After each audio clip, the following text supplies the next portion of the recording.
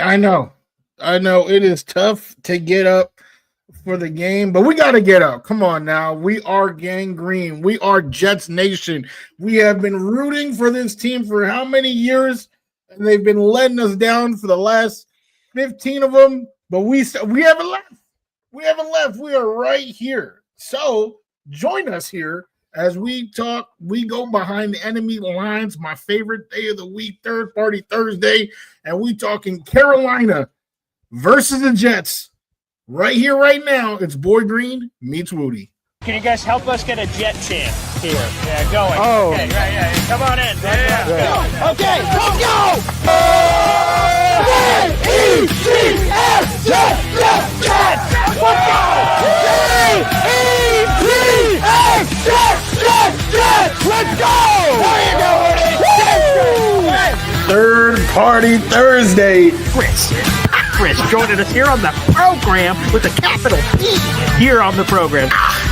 Jake Asman, come on down. How you doing, good sir? Wow, what an intro. I mean, Boy Green is known for having the intro, but Wudi, that was unreal, man. Thanks for the kind words, son. We are men of many names.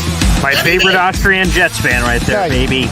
Boy Green Meets Wudi.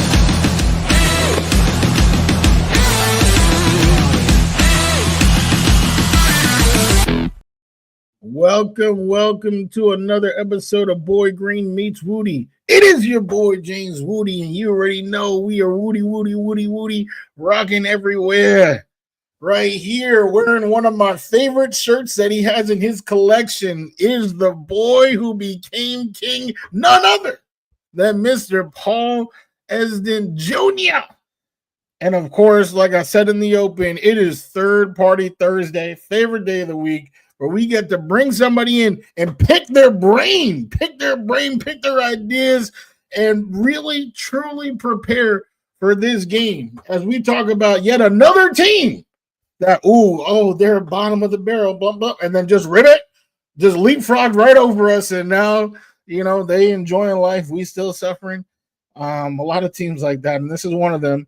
And to talk about them, we got somebody who's time to pouring out because we got the Panthers on tap. You know what I'm talking about? The host of Panthers on tap, Let It Rain with Ricky Rains.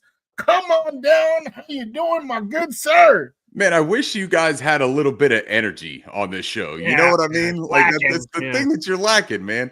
I'm doing great. I appreciate that intro. I appreciate having me on. Look, I can empathize with you guys and with the Jets fans about bottom of the barrel and always feeling like the butt of the jokes, right? The Panthers are still working their way up that ladder, by the way. There's still a lot of people that don't buy in to the recent surge that they've had. So I empathize with you guys.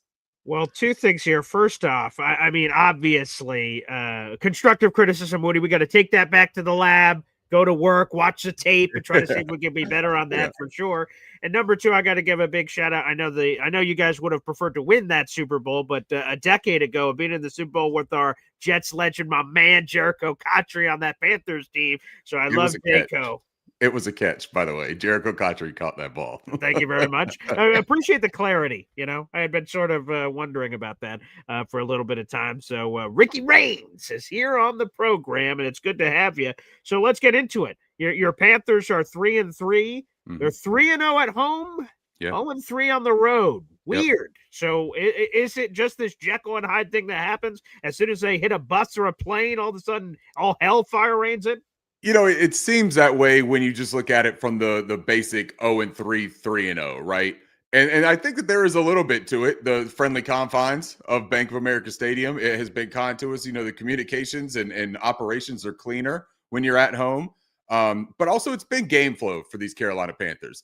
They've gotten behind early in some of these games. Even against the Miami game at home, they were down, 17 points and had to make, the franchise's greatest comeback that they've had. To win that football game. But the away games, that Cardinals game, man, they got down early and they had to abandon that script. They had to make halftime adjustments.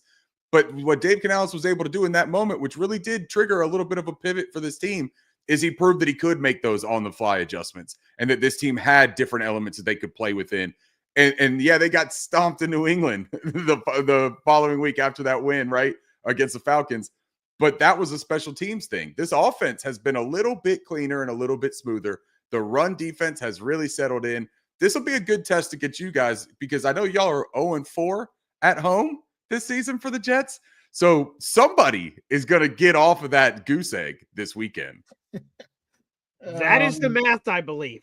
That is the math of it. Yeah, I'm not a scientist, but I think that's how that works. I think so. Wudi, can you confirm? If I'm a betting man, I know who I'm not putting money on. It's the team in green. It's the team in green. So let me ask you, because last year, or actually, I'll even start here, because we had a nice little tailgate at MetLife Stadium last week, and we were looking at games, and we were like, oh, the Cowboys, that could be a good matchup. I was like, oh, the Panthers, that could be a W. I don't know. And then I was thinking, like, Bryce Young, like, he actually had a pretty good end of the year last year, yet. And then you got a wide receiver one, but like that didn't really carry into any hype coming into the season. I feel like they were still treating y'all like, the old time Panthers. Meanwhile, we were even getting some hype. There was something, Manti Te'o was screaming to the heavens. The Jets might surprise people. But I didn't see anybody screaming on your behalf. Why do you think that was? And are you surprised that your Panthers are right now 3-3? No, I'm not surprised. I think that a lot of that has to do with, and again, I hate to always circle back to the quarterback, right? But when you have a quarterback like Bryce Young, who's a physical outlier already, right? Being short, being a diminutive stature, I think that that's just a polarizing player. And there are people that were really like dug their feet in saying this guy doesn't have it. He can't do it. He's too small, not a big enough arm. He's never going to do it. So when he had some success at the end of last year, people felt it was a lot of fool's gold, I think. And then coming into this season, look, man, he had a rough opening of this season. Turned the ball over in crucial ways, cost them games essentially with his turnovers that turn into points. And I think it proved a lot of people's points, or at least in their minds it did. So I think that's where you get the skepticism about this team, is it starts with this quarterback. Then it starts with maybe your second-year head coach, Dave Canales, that some people called a quarterback whisperer, and now his quarterback didn't exactly start whispering when he came here, right? So I think that there has been a little bit of hesitation, but you're starting to see the structure of this offense come together. It's a ground game attack. The defense is starting to show some real signs of life under Ejiro Evero, the defensive coordinator that was up for a lot of head coaching positions. So am I surprised that they're 500 right now? I'm not. I picked them at the beginning of the year for them to finish right around 500, 7-10 range. And I think that they're still well within that range. They might even exceed that if they could carry over some of this confidence and momentum that they have right now. All right, let's get a random question from the fans. I just have to work this in. Bad Shot says, you'll have to ask Ricky who his favorite all-time Panther is. Man. So let's work that in. Ricky, who is your all-time favorite Panther? Yeah, look, it's Cam Newton for me. Cam Newton's the most a dynamic quarterback I've ever seen play the position. And I know I'm a homer when I say that. But yeah, the Superman, Sully, everything else. I mean, but I'll give you an obscure one that I was a really big fan of that you guys will know well as well. So maybe your fans will appreciate this. Chris Jenkins, the defensive tackle out of Maryland. I am also a Maryland Terrapin fan, so that's a homer for me on two different ways. But Chris Jenkins, man, was a large individual, and he had some movement to him. He was dominant. I'm a big fan of watching Derek Brown play for us now, and he reminds me a bit of him, the way that he can just simply move other grown men in a way that you don't see a lot of people able to do. Oh, yeah. If we're talking Panthers, like I love the old school Jonathan Stewart, D'Angelo Williams combo. Dash and dash. 100%. That was a lot of fun. Going back when you guys were in the other Super Bowl, Jake Delhomme, Muhsin Muhammad. I mean, absolutely. Steve Smith. Yeah, Steve. I love a couple of Steve Smiths in the comments. That's right, Steve. Oh, Smitty's got a great fan base here that will always have his back, even if he doesn't care for the city sometimes. I know. I mean, he is not afraid to just let it rip. I would think that some of these guys that are like, Jericho Cotchery, he's always respectful of the Jets. He always says nice things. And even the way it ended, he would have every right to say something nasty about him, but he never has in all the conversations I've had with him. So, I mean, Smitty is Smitty, man. He's unapologetically That's himself. True. And look, we love him for it. He's fantastic player on the field for us. I'll give you one last name if I Ooh, can. yeah. Go Ricky ahead, Manning please. Jr., just because of the first name. I thought he had a terrific first name. Oh, yes. Yeah, that's And a good very one. important for our run to that Super Bowl, right? Had a couple Sure. of really nice plays as a nickel corner for us. And a couple more shots. Just Kuechly. I love Luke Kuechly. Oh, yeah. Boston Oh, College yeah, boy. yeah. That's Yeah, a big come on one. now. Big Yeah. one. Thomas Shout out Davis, to too. the first person to win me a fantasy football team, Who's that? Greg Olson. Had a Oh, Greg Yeah. Olson. Okay, there you go. yeah. Oh my God, great prime. Great. Wait, prime. wait. The broadcaster, he played football? Yeah. yeah. Oh, wow. Yeah. Also was a rapper. Don't know if you knew. He was a rapper in Miami. Yeah. Okay, yeah, that's third true. leg Yeah, Greg. that's true. Thank you. I hear he's Badge also Job. terrific at weddings. He's a Oh, terrific dancer and okay. entertainer at weddings. All right. Yeah, I've seen some of those moves. That looks pretty Yes. dang good. Pretty dang good. So love it. You guys can keep the comments flowing in there for throwing a couple other ones. Wow, people are getting some obscure names in there, which is awesome. That's a lot of fun. Let me ask you a two-parter. Who is RB1 in Carolina, and does it matter? Yeah, who's RB1? Yes. Whoever is playing well that day. Chuba Hubbard, look, he has been a rock for this team in really rocky moments, right? When this offense for the past 4 years have really been struggling, Chuba is the one that came in with the work ethic. He dealt with some injuries early in his career, underperformed a little bit even to his expectations, his standards, but was dealing with a core injury that really did mess up a lot of his explosion and burst and contact balance. You're seeing all of that coming back. Now, he had problems with his hands, so he got on the jugs machine. He worked his tail off on that. That's become a better portion of his game. But he has been the definition of steady Eddie, right? He's giving us what you want every single time. He doesn't lose a lot of yardage. He is a one-cut downhill runner. But Rico Dowdle, man, you gave him this opportunity, again, through injury, and all he has done with it is be the best running back in the league the past couple of weeks, and by far. Now, yes, you can look at the opponents that we played, the Miami Dolphins and Dallas Cowboys. Not terrific defensive units, I guess you could say, is a polite way of putting it. But you still got to go out there, right? And you still got to play the people that are lined up against you. And not everybody else against the Miami Dolphins and the Dallas Cowboys have put up those performances. So Rico Dowdle's got some juice to him. I think that this is a situation of truly riding the hot hand. If Chuba is 100% healthy coming into this, I could see a 50-50 split. I could see a 60-40 split in either one of their favors if one of them is playing better football at that time. Damn it, Julius Peppers. That's another one that just hit me. Oh, yeah. I love Julius Peppers. First ballot Hall of Famer and a terrific basketball player at Chapel Hill as well. Julius. Yes. 100%. All right, sorry about that, but that one just hit me. I had to make sure I got that in. I hope throughout the entire show you just sporadically name old Panther player. That may be possible. Don't tempt me with a good time. Go ahead. Well, what a nice problem to have. What a first world problem to have. Oh, I don't know which running back to play. I don't know anything about that. We don't know anything at all. But one thing we do know about is drafting a first round receiver who ends up being pretty good. I know at this time last year, because of course October 16th is a perfect time for Jets fans to look at the draft. This time last year, I was saying, give me Tet or give me death. That's what I was saying.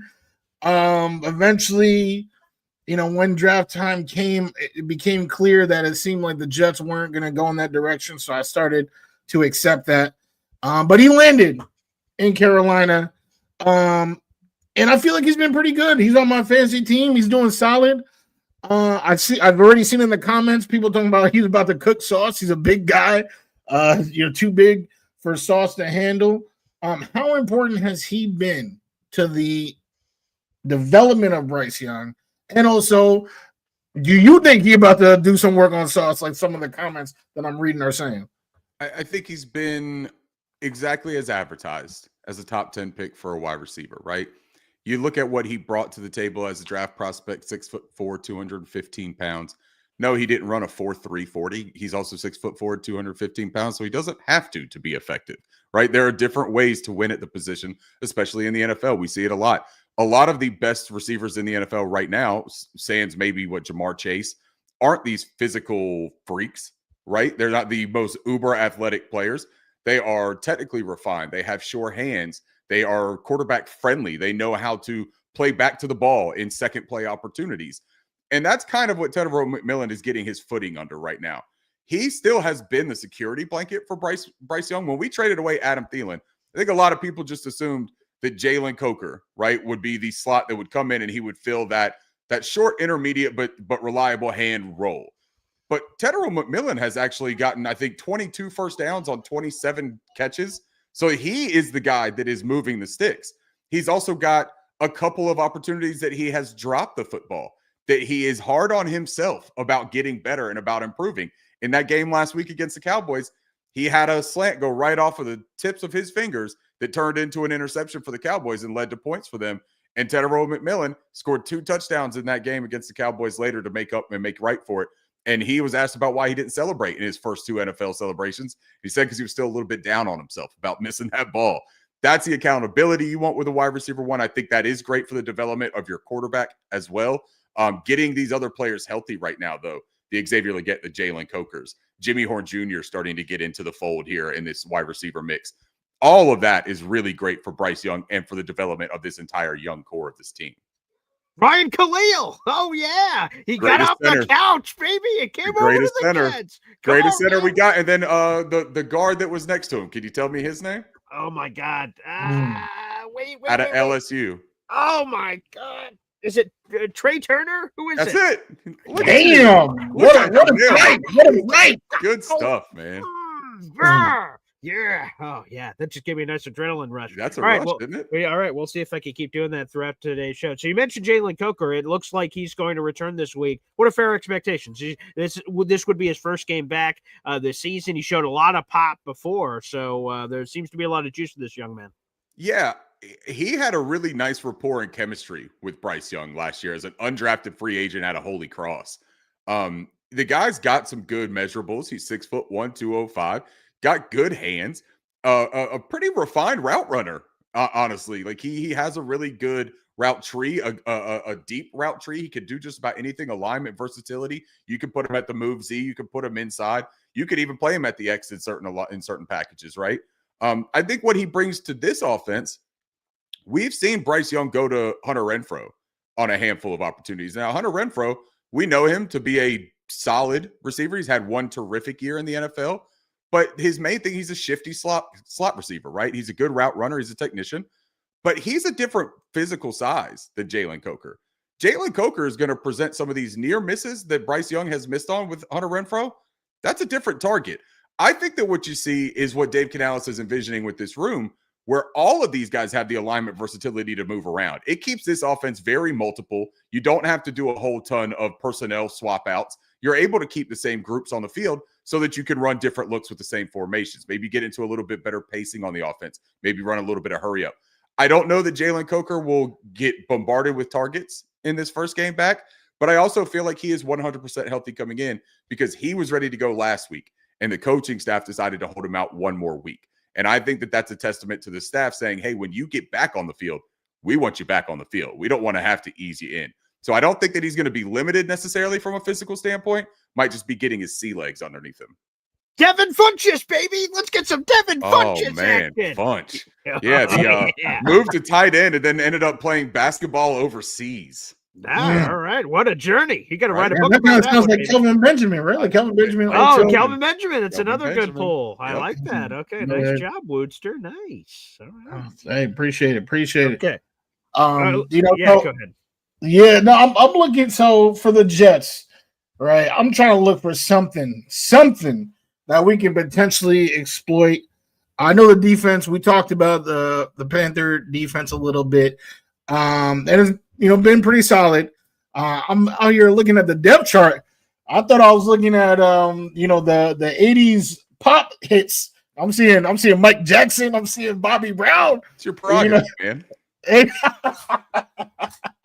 For real, it's a real thriller going down this list. So I guess in your words, is there a unit that you would say, there is one that I don't see matching up well? Or to you, is it barbecue chicken? Is it a barbecue chicken alert at MetLife when we talk about this Panthers defense matching up against Justin Fields in the offense? I think, we just lost Pat Jones, the second yesterday for the season. He's going to have back surgery. He's done for the year. Pat has been a really impactful player for the Carolina Panthers this season as an outside linebacker and as an edge setter, and probably our best individual winner as a pass rusher so far. And our pass rush is not terrific, man. And I'm being very kind saying that because I'm a Panthers fan. Our pass rush is bad. We are last in the league in pressure rate. I believe we're close to last, if not last, in sacks. This pass rush has not gotten home. We also have two rookies in Nick Scorton and Princely Umamielen that are developing, and they have both shown a ton of promise, but they were better suited, I believe, in a complementary type of role right now. Nick Scorton just turned 21 years old. He was 20 coming in. And at Texas A&M, they used him in a myriad of ways. He was playing 4-eye. He was outside. He was stand-up, wide 9. They were doing all kinds of different stuff with him. I think he was just starting to get into this complementary rotational role here in Carolina. Now I think he's going to be the full-time starter opposite of DJ Wanham, which he has done previously when Wanham and Pat were out. So that outside the tackles might be your best place to approach, especially in the run game. I think that you guys typically run a lot outside of the tackles anyways. I believe you're like 56% of your rushing attempts go outside of the tackles. That's probably what I would expect to see a lot more of on Sunday. But you mentioned the defensive tackles, right? Bobby Brown, we got Derek Brown, you got A'Shawn Robinson playing terrific. That interior defensive line used to be soft. You might even could say they were soft like a tenderoni, right? But they're not anymore. Bobby Brown has shored up that interior. Derek Brown being back is absolutely wreaking havoc on every interior offensive lineman he gets his paws on. And A'Shawn Robinson is getting some pressure and change in the line of scrimmage. I think that that's going to be a really fun matchup, the interior of our defense and then your interior of your offensive line.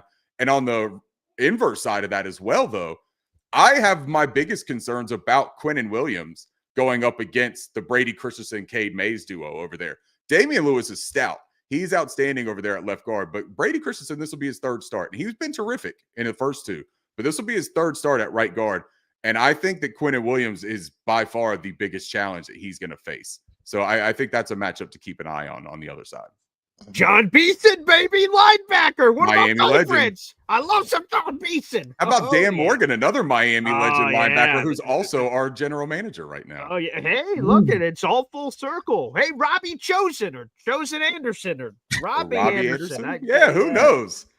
But he put up 1,000 yards with Teddy Bridgewater here. He sure did immediately after leaving us. So thanks That's for bringing right. that one up. Really You're appreciate that, Ricky. Again, we have Ricky Raines here on the program. Make sure you guys like the video, hit subscribe. We're streaming live in 5 different locations right now, including on both of our YouTubes, my YouTube channel at BoyGreenG5 and Wudi's YouTube channel, Take Flight Talk, baby. We got over 300 people in the room. Appreciate you guys tuning in. What about the Dave Canales turnaround? Again, Wudi sort of indicated it earlier about the strong finish to the season and how things are clearly going now at this point. The Tampa Bay Buccaneers Valley has had a lot of fruits. Liam Cohen, head coach, Dave Canales, head coach. A lot of people have been plucking fruit from that bush. It seems like it's going pretty well here for Dave Canales' turnaround. What's the secret sauce? He's an optimism bully, is how he describes himself. And, I think that it just works really well with this locker room specifically. We don't have proven winners that have a history of winning a lot of games in the NFL in this locker room. There's a relatively young team. If you got rid of our long snapper, J.J. Jansen, who's like, I believe, 46 years old, 44. If you got him off the roster, you're looking at, I think, the third youngest roster in the NFL with this Panthers team. So you're acclimating these guys into the profession, right? Into this game and into this next phase. So I think that his approach of, look, we pay attention to the details, we tell the truth to each other, we can be vulnerable about if we're not good at something, but we're just going to work hard to get better at that, right? There's not a whole lot of like, hey, we're going to cut him because he sucks type of attitude to this team. This is a developmental minded staff. It has shown in the way that they go about their business. It has shown in the way they use their rotations. But for Dave Canales specifically, I think that he's starting to find his footing as a coach. He's a Pete Carroll disciple, and he talks about Pete being his mentor, and you can just see it. I mean, he literally is almost like this reincarnate of Pete when you watch him on the practice field with his guys. He's running around. He's got a ton of energy. I wouldn't be surprised if he's, hitting the sled with some of these guys, right? Like, that's the way that he just approaches this stuff. He's in terrific shape. He's charismatic. He's a good-looking guy. Like, he's just a people's person, and I think that really works for this group. But he's starting to find his pocket as a play caller and as a situational coach. I don't think he's overwhelmed anymore. I'm of the opinion that I think he was a tiny bit overwhelmed with the workload and with the full picture, the CEO vision of being a head coach as opposed to an offensive coordinator and a play caller. Josh Norman. People forget about Josh Norman in Carolina. Coastal Carolina, baby. That's our guy right there. Come on, give some love. And what about, hey, by the way, folks, I know this is going to be crazy. That Christian McCaffrey guy, he didn't start in San Francisco, man. Yeah. Come on. He was a top 10 pick here in Carolina, and he was fantastic for us, too. Absolutely fantastic. Won me another couple of fantasy leagues. As a matter of fact, Carolina, I'm not going to lie. I won one with Cam.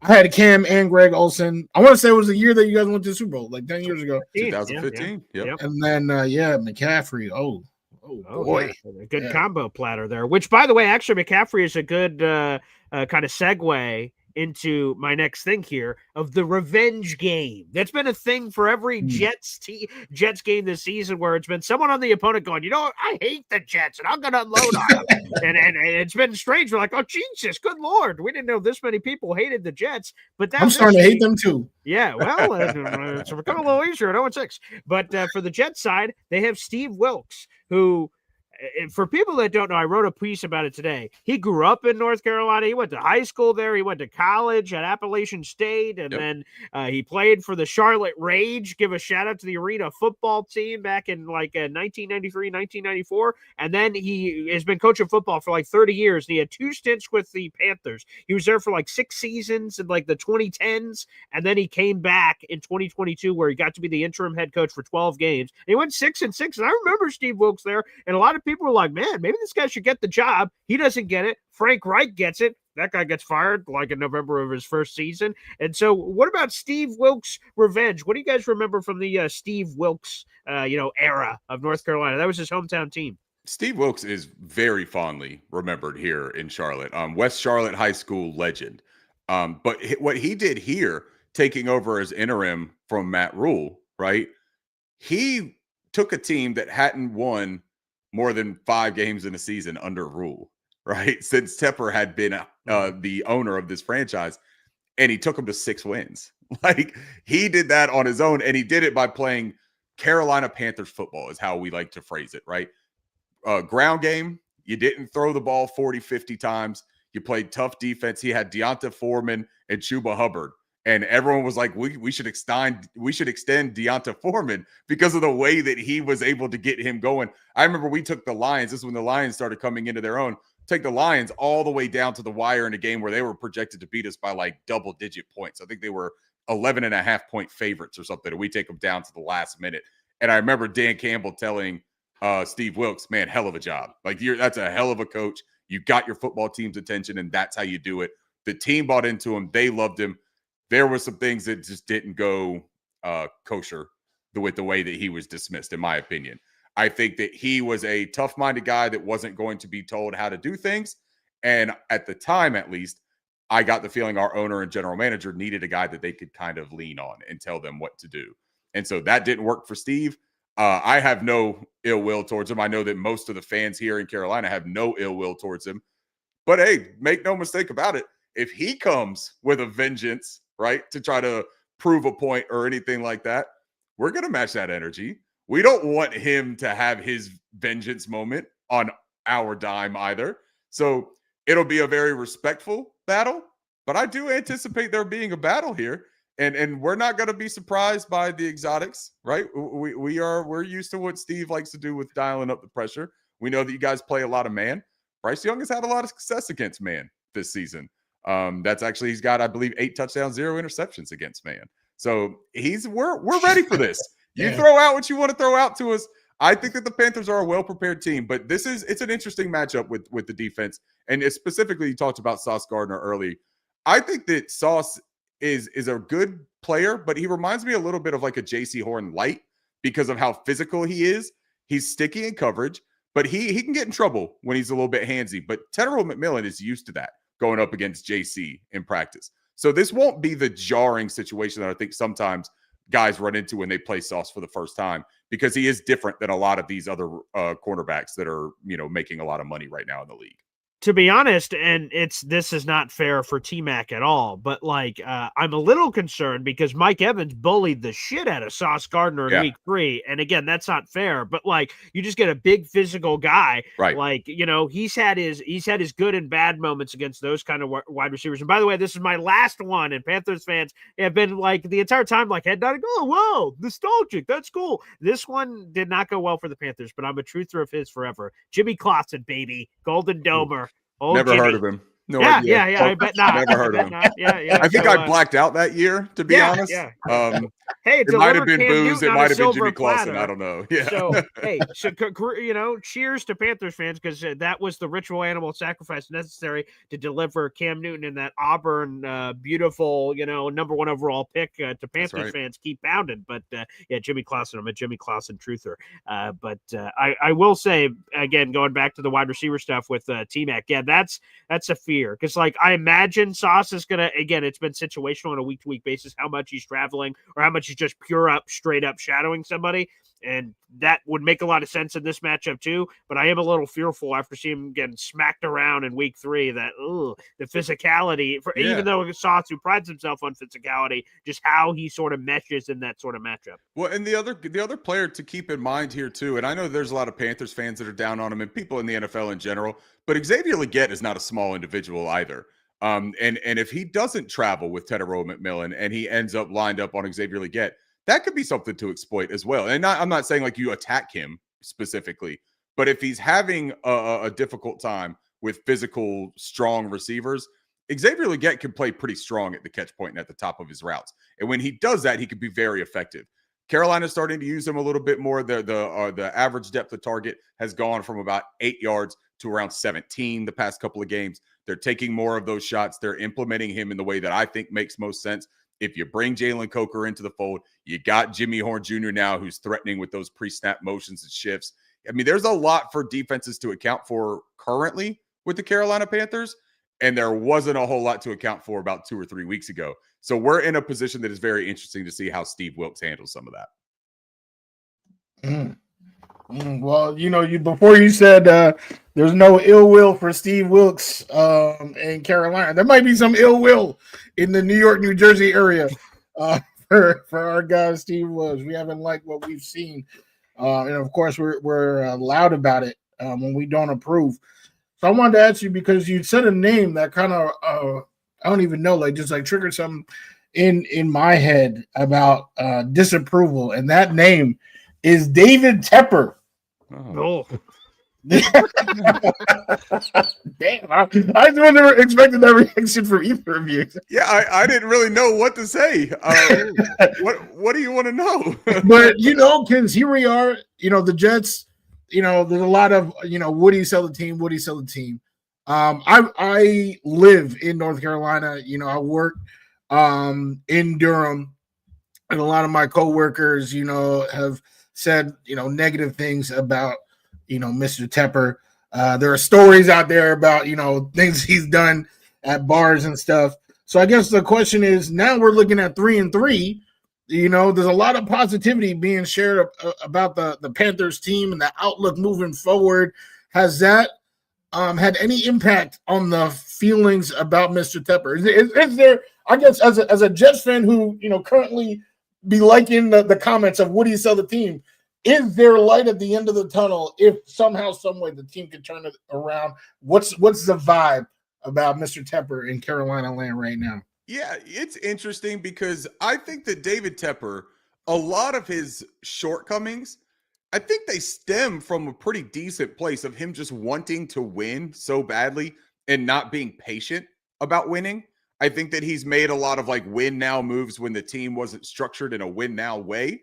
And that caused some critical mistakes where you had to go back and fix them, which kind of required blowing things up to an extent, right? And so the timelines that were sold to Carolina Panthers fans were unattainable timelines. And so that's where I think a lot of the issue came. I would say that right now, you still have a huge faction of this fan base that feels the exact same way about David Tepper as they have for the past 5 years. And that's because they're waiting on this team to win more than 5 games under his regime. I mean, that's just the bottom line of it, right? Is that like, hey, he's been more quiet in the past 18 months. We haven't heard as much from him. He didn't throw a drink on anybody from a press box. He didn't flip a hat at Dilworth Neighborhood Grill, who still puts up wonderful signs on their marquee every single week to remind people about their ongoing feud. But you know what? For Tepper, man, I think that it's a lot of reading the room incorrectly. I don't think that this is a evil person who is set out to destroy the fan base, man. I don't buy that. And I have my gripes, man, about some of the decisions they've made. I don't need my owner coming out and saying, hey, we drafted this franchise quarterback so that we don't have to spend money on playmakers because he's going to distribute the ball with routes. Like, I don't need him to say any of that. I don't need that kind of pressure put on the players, but he's trying very hard to be a football guy. He's an investment guy. He loves football, but this is a finance guy. Now he's got some football guys in the front office. He's got Dan Morgan in there. Dan Morgan is not Scott Fitterer. Scott Fitterer could be actually public enemy number 1 here in North Carolina if you ask people. That's the guy that I think is going to catch the most heat. But now you got football guys in there. It seems like Tepper's a little bit hands off. I still think look, he owns the team. It's his team. Would you be completely hands off with a football franchise that you own? I sure as hell wouldn't. But I also, if I hired competent people that I truly believed in, I would just watch them do their job. And then the moment that something started going bad, yeah, I would definitely give my input and let it be heard loud. All right, Ricky, this is my last one for you. And it's just, quite frankly, it's is there anything left unsaid on this matchup? You've had all these stats ready, pow, boom, bang, and I've appreciated it. Even the ones that I hated. I even love those ones too. That. So, no, that's all right. So is there anything left unsaid about this matchup? Some storyline, some key matchup of this game that we didn't talk about yet, the Jet fans or Panthers fans, because I see we have both in the chat, which is awesome. One that has... I think that it's tough for you guys that Garrett Wilson is not going to go this week. Yeah. Because that offense, the passing offense for the Jets has already struggled mightily. And when you remove Garrett Wilson, I think that's a really difficult ask. I will say that y'all's edge defenders, Jermaine Johnson, Will McDonald, they're the speed rushers that historically have given our left tackle Ike Mekwonu a little bit of a tough time. So watch that. Maybe that's a way for your defense to get, right a little bit. But also we've been playing pretty decent with that. Our protections have worked out in a really smart way this season for Dave Canales. He's made some adjustments. We know that the ground game is going to be the story for both of these teams. It's going to be who can enforce their will and dictate the flow of this game, in my opinion. Because if you force Justin Fields to do what he's not very good at and make him throw the football more often than he wants to, I think that this could be a situation where Carolina runs away a little bit. But I anticipate this being a relatively close, contested game. I think both defenses are going to come out and play physical brand of football. But yeah, I think that we've touched on most things that are going to matter in this one. I think that it's if the Jets can stay within 7 points throughout this game, then they can stay on their offensive schedule. But if this turns into a 2-possession game, I think that you might see Carolina create some turnovers off of Justin Fields. That was very politely said. I'm trying to keep hope alive for you guys and also not trying to be overzealous for me. You know what I mean? Sure. Like, yeah, I'm still a fan. It's a fine balance. I don't want to get off of this show here with you fine gentlemen and then be like, did I just jinx my team? Like, holy shit, what did I just do? If you would like to do that, I'll I won't. Prediction? I will you want to not. give a 45-0 prediction or something? Well, I'll tell you the Let me hear prediction. it. Come on. I'll give you the prediction that I gave last night on our show. All and right. I've got it 24-10, Carolina. I think you guys are going to struggle to score. I think that maybe a score happens early or maybe it even happens late with a backup in. But you could also score. I think you guys could also score a defensive score. If you can bait Bryce Young into making a poor decision, I think that could make sense for me. But I just don't think that Canales is going to abandon the run. And I think that this team is going to be a lot to handle on Sunday. Damn. Well, that is extremely fair. I am not high at all on my team. So I don't have a prediction, but I definitely can't argue with yours. And I always put in my FanDuel parlay. I made a little bit of money getting Broncos money line last week. So I guess I gotta throw in that Panthers money line I'll give you one optimism nugget for the Oh Jets yeah, fan. baby. How about that? I'm I hungry. like nuggets. Okay, I got one What because do I we was got? thinking about it while you were talking about the FanDuel. I'm thinking of like player props. Mason Taylor could have a good game here. The Carolina Panthers have had their fair share of struggles against the tight end position so far. Mason Taylor could be a significant beneficiary of Garrett Wilson being gone and the weak part of this Carolina defense. Well, Jesus, somebody's got to catch the ball. Someone for has me. to catch one, man. I feel like I'm on The Price is Right. Come on down. Like, who the hell? All right, Mason. Yeah. So I said it on Tuesday. I was saying Mason Taylor, my guy. You know, we were talking about it. He was bringing up every wide receiver, which is not a lot. There's only like 3 of them that are healthy, and I was like, no, man, I think Mason Taylor. So I'm glad that Ricky, you rained down the wisdom on us because I'm not gonna lie, I might hit him for like 8 catches There you on go. FanDuel. See what happens. Well, Ricky, I want to thank you so much for joining us here on the show. Fun Jets Panthers preview. Good luck to you guys on Sunday. I don't mean that at all, but I just feel like that's the 100%. respectful thing to say. Yes. And yeah, man, it's awesome to do this interview for the first time. Hopefully, it won't be the last time. Yes, sir. Thank you, man. I appreciate y'all having me on, and I would say the same thing. Good luck to you, and I don't mean it at all. All right, beautiful. So we'll see you in the Super Bowl, baby. Boo-boo! Let's go. Thanks, everybody, for tuning in, and we'll see you next time. Take